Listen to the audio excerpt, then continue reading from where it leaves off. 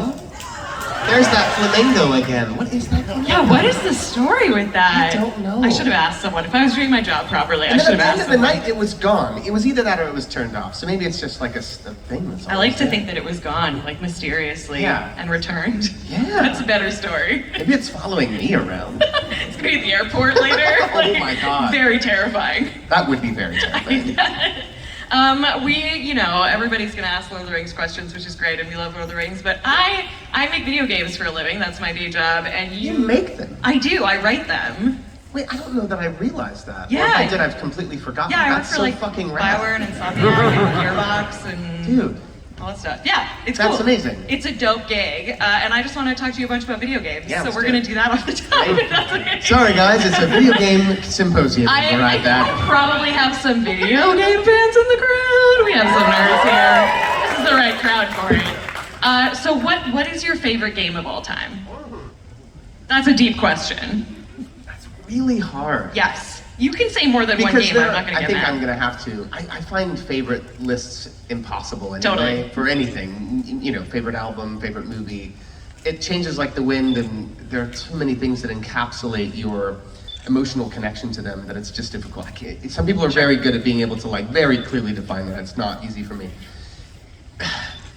Favorite game is tough too because there are games at different eras of your life. Yes, also that very true. feel like they define a different time of your life. For instance, did anybody play Sim Tower when it was out? Oh my god, a deep cut.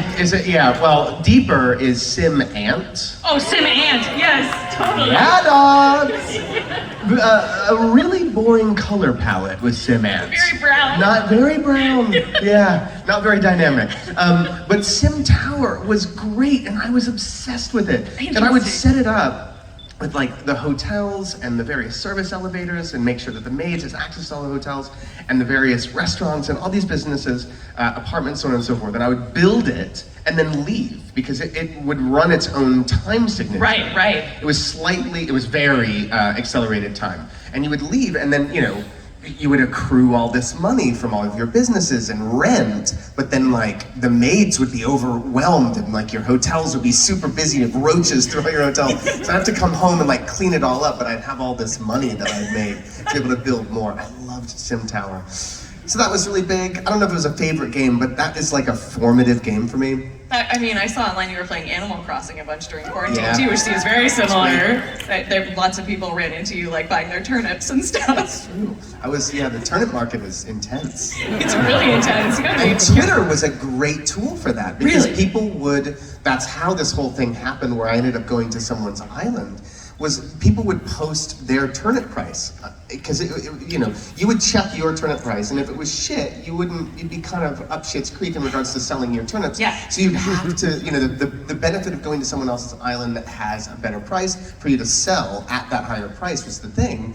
And people would post. And this girl posted a really high turnip price, and she was like, come to my island. So I DM'd her, and I was like, hey, see, your turnip price is real high. Would you mind if I come to your island and sell all my turnips? And she was like, yeah! Sure, Elijah would come to my island. And gave me her code, and I went and visited her, and she ended up being a huge Ryan Johnson fan, and we still mood. follow. We Her have name other is Ryan Jessa. Johnson We fans. still follow each other on Twitter. She's great. That's really cute. Yeah. That's the power of video games Isn't right it there. awesome? So it's so It's great about it. community. It is. It's very it really much a is. community. Do you play any other online games, or are you mostly a single player dude? I love online stuff. Previously, I spent more time with like Call of Duty and Oh, yeah. playing that kind of thing. I worked on Vanguard. You did? You play Vanguard, yeah. Amazing. Yeah. I wrote the chick character. Wait, Infinity Ward or? Sledgehammer. Okay. Yeah. Amazing. Great stuff. Call of Duty is great, and games like that are great because you can meet these whole communities of people online. Totally. And like, I love that you were able to find connection through Twitter like that. It's so magic. It's the best. It's really good. So what are you playing right now? Right now, Stray. Is anybody playing Stray? Stray. You play as like a stray cat. Adorable. It's brilliant. And the first 15 minutes of the game, it really sinks its sort of claws into you. In that it's the setup is so awesome because it's just about the cat mechanics. Yeah. So it's you with your cat friends. You wake up in this kind of a future that is clearly industrial, but it's been taken over by plants and water.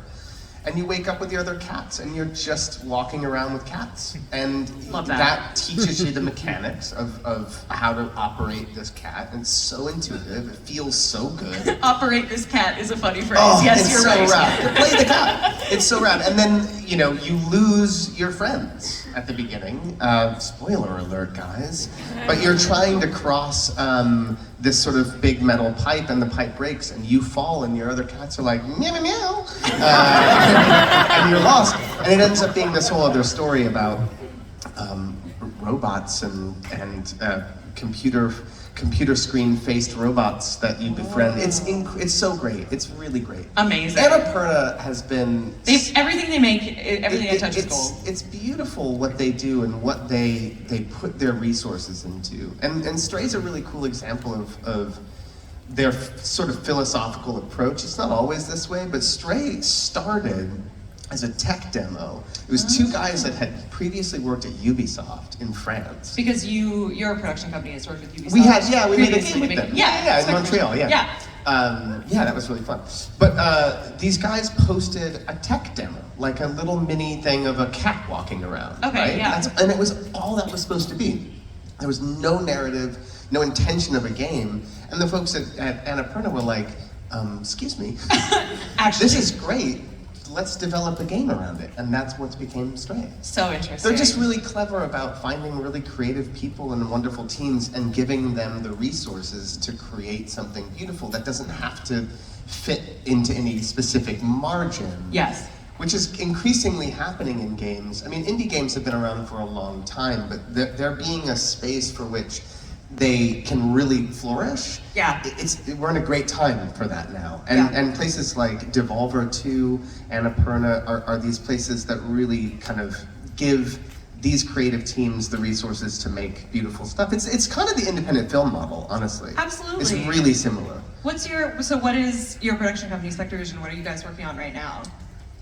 We are working on a television adaptation of Max Headroom right now. Oh yeah, written by Chris Cantwell, who made *Halt and Catch Fire*, and he's like probably my favorite writer ever. He's great, and we adore him, and he has such an incredible take that we're really excited about. So we're making that with AMC. So he's writing the pilot now. Amazing. To bring Max Headroom back to life. It's going to be really exciting. So good. Yeah, so there's that. We've got a number of things kind of in varying stages of development in TV.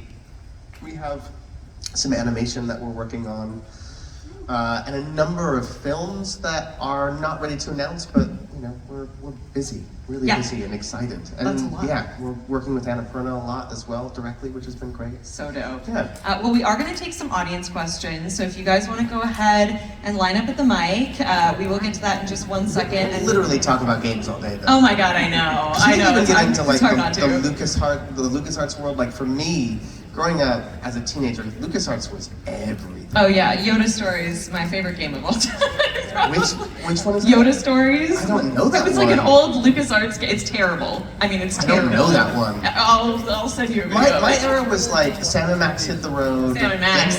Day of the Tentacle, Yes. The Dig, which no one talks about, Yes. The Dig, which Steven Spielberg is an executive producer on. Monkey Island. Monkey Island, we talked all about of the that iterations one, of yeah. Monkey Island are incredible. Oh man, what are some of the others? Grim Fandango. Grim Fandango, oh my god. And Tim Schafer, man, it cannot be overstated how brilliant Tim Schafer is and the mark that he made at LucasArts and now with Double Fine as well. Just great, so great. So good. And that adventure style game, you know, that format is so delicious and rife for comedy and storytelling. It's just great. No, it's really good. And you are so busy. The one thing I do want to ask just before we get into audience questions is, it was just announced that you are going to be on the second season of Yellow Jackets. We have Yellow Jackets fans in the crowd because I am a huge fan. I know you can't tell us a lot, but what can you tell us about Walter? I can only tell you what's been described. He is a citizen detective. Okay, like Misty. Misty meets him on a citizen detective like message board, kind of a Reddit for detectives to share like in Famously, cases that no they're working weirdos on Reddit, yeah. Right. So one can surmise what he's like. Yeah. So he's going to be interesting. I'm excited. I'm so excited. I love that season. I love that group of actors. I'm totally honored to be asked to be a part of it, and it's just going to be a blast. And Christina and I worked together when I was 15 in a movie called The Ice Storm, and I have not worked with her since, so I'm really psyched to be able to work with her again. That's wild. And Melanie Linsky, who I worked with on Over the Garden Wall and I Don't Feel at Home in This World Anymore. If anyone hasn't seen that, it's also Oh my god, so good. Absolutely. All right, hi, you look great. rapid fire. Hi. Hi. Thank You you. do look great. Oh, thank you. I made most of this myself. Oh, awesome. My question is based off of my favorite trilogy that you were a part of, The Legend of Spyro. Oh my god. Great. Let's keep it going with video games. Let's keep it I going. didn't realize the impact that those games seem to have made. Like, Oh yeah. It was one of my played favorite the in my character, childhood. and unbeknownst to me, it was this big deal for people. Oh yeah, I mean That's why- Spyro's a classic. I didn't know that. Yeah, but it's one I of just did the voice. Showed up. yeah, it's one of my favorite and my brother's favorite Awesome. growing up. The question is there a difference between trying to play a character that's about to become iconic versus playing a character who is iconic? Now. Well, if something's about to be iconic, you're not aware of that when you're playing it, because that doesn't reveal itself until it becomes, it's embraced and people, But like, do you feel more pressure going into play a character that is already I established see. as like important kind of thing? Yes. No, Yeah. certainly. I mean, there was a lot of pressure to bring Frodo to life in a way that, would meet the expectations of those who had read the book. So that was no small thing, and something that all of us were keenly aware of, that there were legions of fans who had, for decades had read the book, and whom it was extremely important that we bring these characters and this world to life in a way that would match their expectations, which is very difficult to do with a novel. One's relationship to a novel is extremely personal, and what we interpret as we read, what our imagination sort of lays out in front of us could be very different from what somebody else interprets. And so to nail that in a way that it works for everybody is really difficult. So yes, in answer to your question, it is without question intimidating and a certain degree of a responsibility to bring something to life that is already beloved, that has a place in people's hearts, But you had no idea that Spyro was one of those But I had characters, no so that made idea. it easy. Yeah. No idea. Thank you. Thanks. Hi. Hi. I like the faculty. I I like really The like the Faculty movie. too. So, do you have anything that you remember from filming there or Yeah. something like that? So much. Yeah, so Choose. much. We shot that over a summer in Austin, Texas. It was my introduction to Austin. I'd never been to Austin before. I fell in love with that city. It was my first time going to the Alamo Draft House, if anyone's familiar. It's an incredible movie chain that started in Austin. It's still my favorite movie theater. Working with that cast was a joy. I could tell stories for days. Robert Rodriguez directed the film. He did a really cool thing with a couple of key sequences in the movie. There's an important scene, for instance, in Zeke's garage where all of us sort of stand around and it's the sort of like, are you an alien? We're gonna take this test to determine whether or not you're an alien. And it's filled with tension and dread and very much evokes John Carpenter's The Thing. So that was one of the scenes that we rehearsed before we went to shoot it. And he shot the rehearsal, we rehearsed at like a hotel ballroom.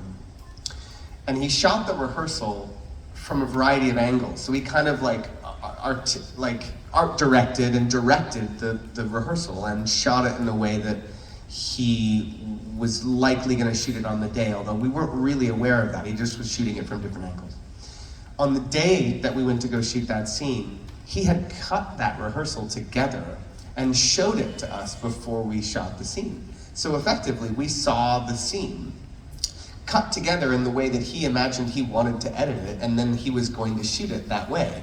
So it didn't really, the architecture of the way that that scene was constructed really didn't differ much from the way that we had rehearsed it. And it was such an incredible thing as an actor and for a filmmaker to be able to articulate to his cast what it is that he needs them to achieve. Hey, see in this shot, I want you to do this, and remember what we did on that day? Well, here it is in the context. It was such a beautiful rendering for us, and I'd never ever worked with a director that could do that.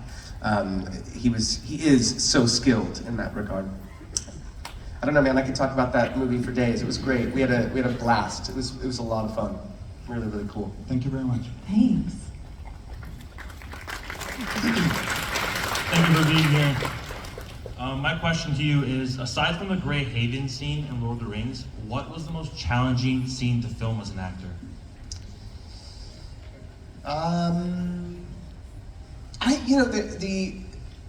The sort of side of Mount Doom right before Sam and Frodo actually get into the mountain to destroy the ring, that journey up the mountain where Frodo really is suffering his most and is almost hallucinating and is not himself anymore, that was really challenging, and I felt a lot of internal pressure just to get that right.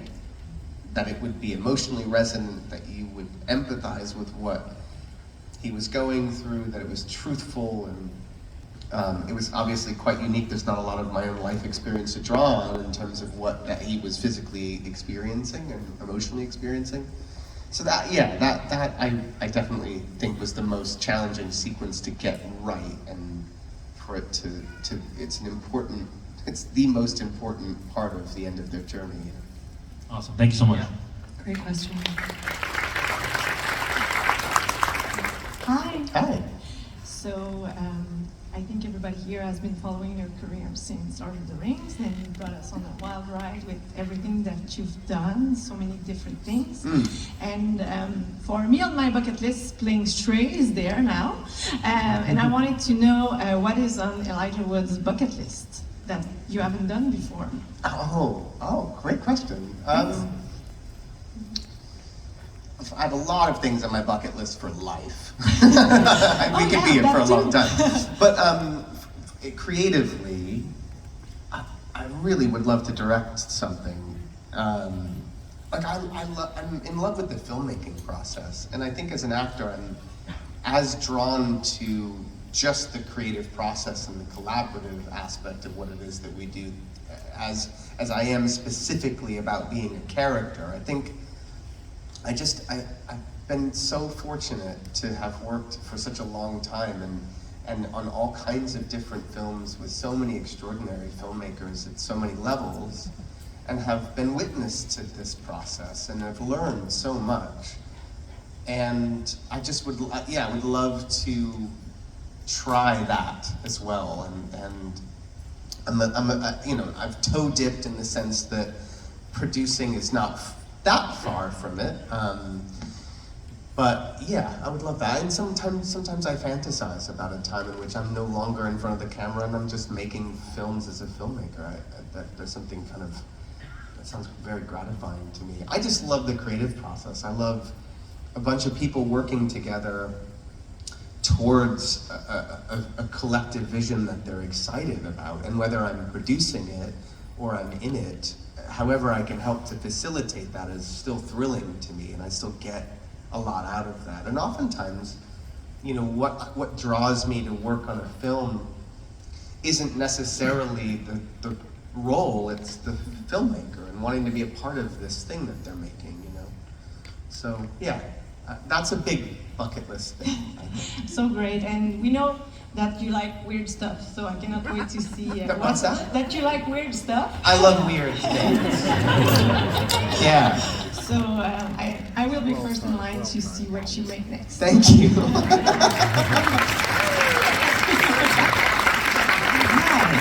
So I was going to ask when we can see you behind the camera, but you addressed that, so shoot. I guess, first of all, I just want to say that as someone that's a huge fan of Lord of the Rings and pre-movies, I think that I just want to express some gratitude and appreciation. representing this universe was ultimately the task that was appointed to you, Elijah Wood, and you, sorry if that was triggering to you, but you've really risen to the occasion, and as a member of this fandom, I think that's just something that, to see you still excited to talk about this is really meaningful to us, so thank you for that.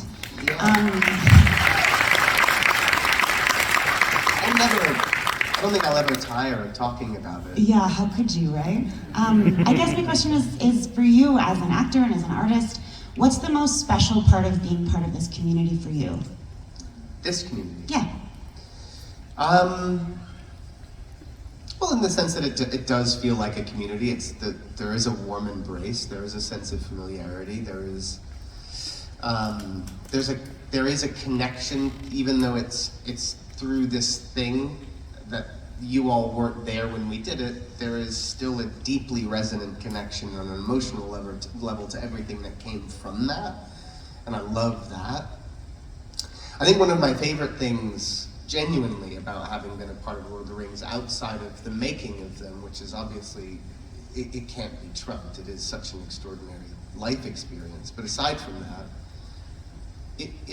I often think about the movies as this sort of ripple of connection and love. Like, the movies came out, people saw them, both people who had read the books and otherwise, and felt a connection to what they were seeing. It then extended to their friends, to people that they met because of them, to husbands and wives that met as a result of their shared mutual love of this thing, and then and so on and so forth. Those ripples continue to extend. So that's just an amazing thing. And I hear at these events, I hear all of your personal stories. The fact that you watch it every year with your family ritually at Christmas, or that, or that it helps you through a hard time, or that, a deceased parent was who introduced you to it, and that's, your connection to that parent for the rest of your life. Like, I hear so many of your personal stories, and that is so profound and so beautiful, and it's so far removed from what we did. We played such a small part of it. In a way, it's now become this incredible, beautiful expression of connection and love, and that is such an awesome thing,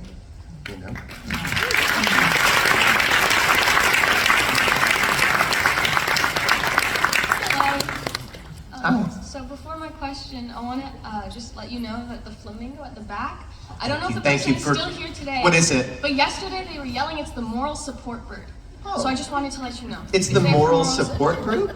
Moral support bird. I love it. Yeah. That's lovely. Thank you for your It's great. clarity. That was gonna drive me crazy. So my question is actually about Over the Garden Wall. Cool. So in the making of the movie, aside from voice and work, of course, were you a part of any other aspect of it? And also, what was it like kind of seeing the show come together? I said movie before, I meant show, I'm sorry. Well, I mean, it's a mini-series, I wasn't involved creatively, other than bringing work to life. And aside from that, I mean, yeah, the watching it come to life was a joy. Patrick McHale is a total genius. He was the writer, creator, leader on the show, on the series. Came from Adventure Time, famously, I'm sure you all know. He's also a co-writer on Guillermo del Toro's Pinocchio coming up, which is awesome. Patrick's amazing. When they first asked me to be a part of it, it was a short film, which I think you can see. It's available. There wasn't this mini-series yet, but I just fell in love with the world. The animation style evoked another time period. I hadn't seen animation like that in so long. I love this sort of autumnal, almost Halloween world. Very much spoke to the horror movie fan in me, and just that kind of imagery. The music, the character design, I just was like, whatever, I'll do whatever to be a part of this world. Like, this is great. And the description of Wirt and Greg was so interesting, and Wirt being this kind of awkward, stumbly, funny person. was a joy. So it was just that, and then it became, suddenly there's another session and we're doing more stories, and it just sort of unfolded very organically.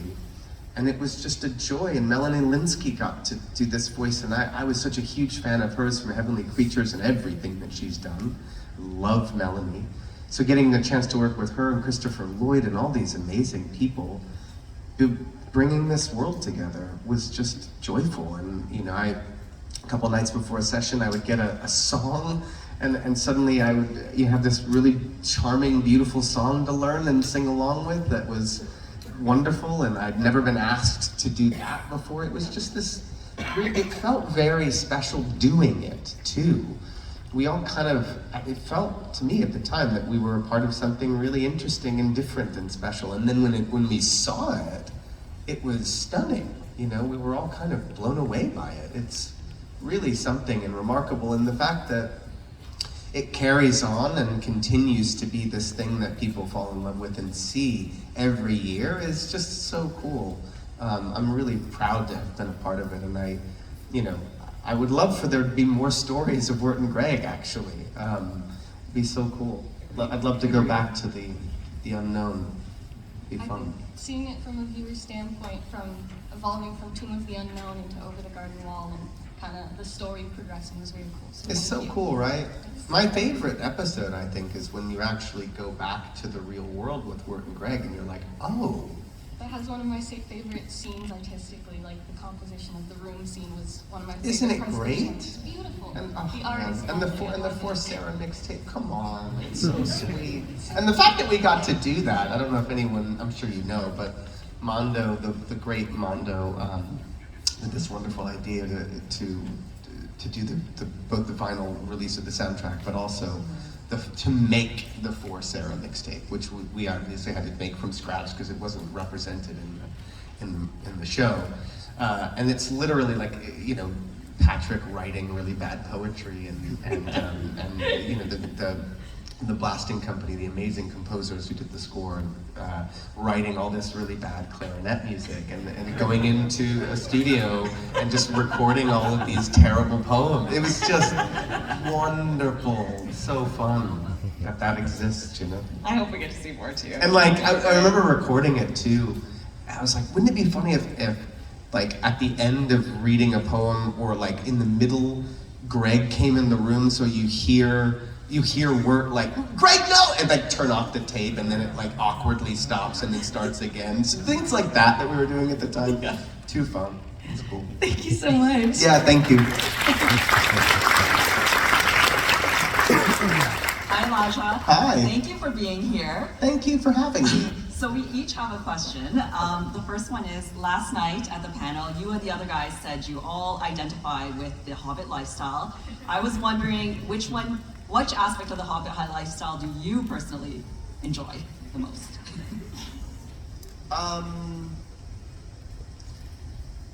Is it the pipe weed? I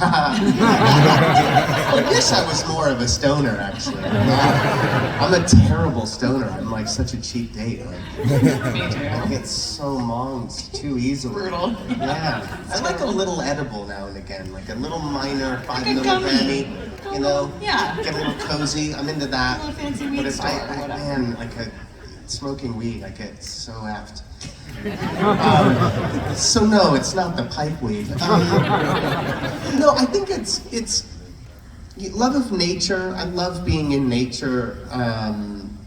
The older I get, the more I want to have that connection and live in it, and I long for it. Rain and weather, and to be surrounded by it. I think it's healing, and it's just a lovely energy that's bigger than all of us to be surrounded by. And you know, friends and connecting with friends, and you know, that sort of the very hobbity thing of like having a pint with your buds. Not just the drinking part, but the connecting part. I love that, and that's sort of who we are as hobbits, and certainly an aspect of it that I think I connect with. You can always tell people who live in LA because we're all like, I miss weather. Remember weather? Any weather. I miss it Any so rain. much. Even one time. And it drives me crazy, the people, and I get most of the people that love LA, weather-wise, are from outside of Los Angeles. Yes, and and so grew up with to snow. them, it's a novelty to live in constant sun and heat and dryness. Yeah. For me, it's a fucking nightmare. I get some sad. I'm like, oh, another hot, sunny fucking day. When it rains, I walk outside in the rain like a total freak. And I just, like, Same, I stand love in it. I get so excited when it rains. Oh my god, it's weather, it's alive! Fuck! I need a temperate, like, I love the Pacific Northwest climate. Oh my God. It's probably my favorite. Scandinavia too. New Zealand, honestly, is incredible. Yeah. You know, Wellington would get these crazy, blustery, fucking gnarly, windy days, and it was wonderful. Just, it's kind of like a battle a little bit, and I love weather. It's active and alive. Yeah. And you adjust for weather. The thing about a place that is the same all the time is that you lack peaks and valleys. You lack internal adjustment because you're just constantly doing the same thing. Also, there's no sense of time. None. Because you can't be like, oh, 2 winters ago. Like, it's all the same. And there's no clothes wearing weather. I like to wear clothes. Can't wear a and good layers. jacket. Fucking I love a jacket. You know? Oh, yeah. I feel you. Los Angeles, I fear our time is coming to an end. I do love LA though. Yeah. I like it's a bad rap from a cultural standpoint. Sure. Which is a total misconception of Los Angeles. You live in LA? Yeah. Most people consider Los Angeles, certainly those from outside, it's this very it's very vapid and everyone's in the industry and there's no sense of culture, which it really couldn't be further from the truth. It's incredibly diverse. Yeah. There is so much culture there and the industry is sort of, you can literally live an entirely different life that doesn't even touch the film industry. Yeah. That is its own vibrant thing. LA is a kind of an amazing place. Yeah. The weather sucks though. You can't make a pizza to save their life either. What's that? You can't make a pizza to save their life. No, hey, whoa, no, that's not true. I'm an East Coast kid, so I get to Wait, hold on guys, so sorry. Well, let's have this offline. Yeah. Let's have this offline. Wow. I have so many recommendations for you. God. Oh my god, I'm about to blow your fucking mind. I have really strong feelings about pizza, and LA is an incredible pizza city, but only recently. Anyway, carry on, so sorry. I've taken everything over. Actually, the next part of our question was related to New Zealand weather as well as Okay, good. I'm bringing it back. Thank you, sir. Yeah, we have the fortunate opportunity of traveling there next year, so we were wonderful. wondering if you Me had a too. recommendation. Oh, really? We were wondering if you had any recommendation in terms of a place to sightsee and a place to eat. Yeah, well, I mean, I recommend driving. It depends on how long you're going to stay there, but I really do recommend taking at least a couple weeks, if not more. Drive everywhere because the country's small. You can drive from Auckland to Wellington in a day. I think it's like 10 hours or something like that. It's not very far. But you'll stop along the way and see so much, and you'll see the geography change, and it's extraordinary. I mean, places to go to, don't miss Wellington, it's great, it's where my heart is, it's where we lived, it's where Stone Street Studios is, there's a lot to see in Wellington. Don't miss the Marble Sound, which is the north of the South Island. Take the ferry over from Wellington to Nelson and you can drive there, it's stunning. Food. It's been a long time since I've been in New Zealand and there has since been a culinary explosion that I've only just been watching from afar. So I'm aware of great food there that I've not had yet. But old staples for us, go to Cuba Street, go to Fidel's and have breakfast. That was a common place for us to go, and it's just, they make good pancakes and a really good, great coffee. You'll find no shortage of great coffee in New Zealand, amazing cafe culture. Oh man, it's great, enjoy it, love it. It's like one of the most beautiful places in the world. It really is so special. You'll feel it when you get there. There's something percolating in the atmosphere. Thank you so much. Yeah.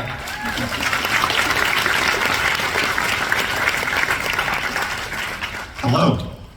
In 1994, I remember reading in Disney Adventures magazine that you struck Remember Disney's Adventures magazine? I used to love that magazine. that you struck a deal with Disney to make a movie adaptation of a children's book titled Maniac McGee or Maniac McGee, I don't know how to pronounce it. Maniac McGee, And that you'd also star in it. Clearly, that deal fell through, so could you tell us why it fell through? I can't find anything on the internet as to why that movie didn't get made. I don't know that there was ever a deal. I don't know that a deal was struck, which that language is so hilarious. I think there was some talks about there being an adaptation of Maniac McGee, and I loved the book, and I actually since forgotten what the book is about, but I definitely remember. But I don't know what happened. I don't know that it got very far. The industry loves to announce things before they happen, in part as a means of helping to push something along, actually. Even if it's only sort of in their initial talks, you can sometimes generate activity around something, and clearly that did not work. Sorry. So I don't really remember the particulars. Oh, sorry to hear that. Oh, that's okay. If you love cat games, you should give an old DOS game called Alley Cat a try. It's been recently Alley remade. Cat on DOS? It was recently remade, so you can play for free. Alley Cat, cool. Just a tip, yeah. Oh, can you get it on Steam? No, it's on someone's website. Copy that, all right. On the website, okay. Copy it first. Alley Cat, I'll look it up.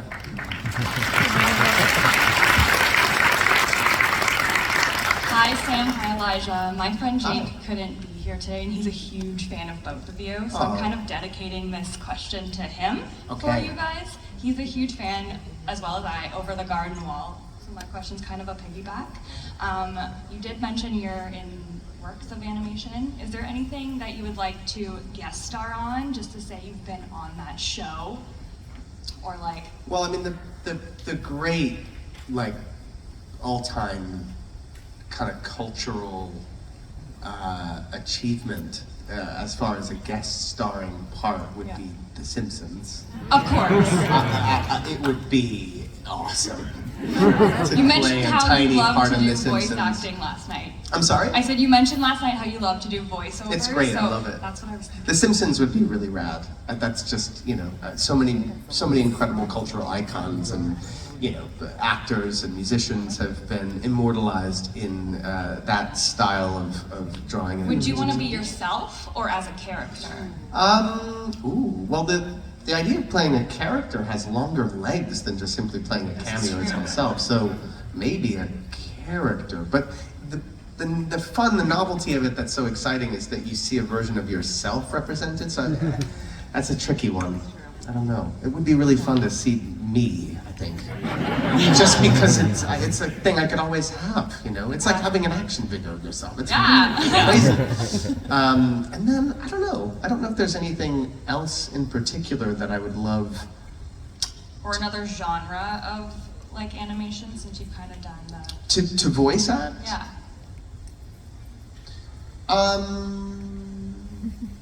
Yeah, I love adult animation, which is starting to find some legs. Although the world of animation and streaming right now seems to be a little fraught. What the fuck are they doing? Like, here's the thing. Why did HBO Max remove 200 episodes of Sesame Street? What does it do to them? Add 200 episodes. Like, Sesame Street isn't.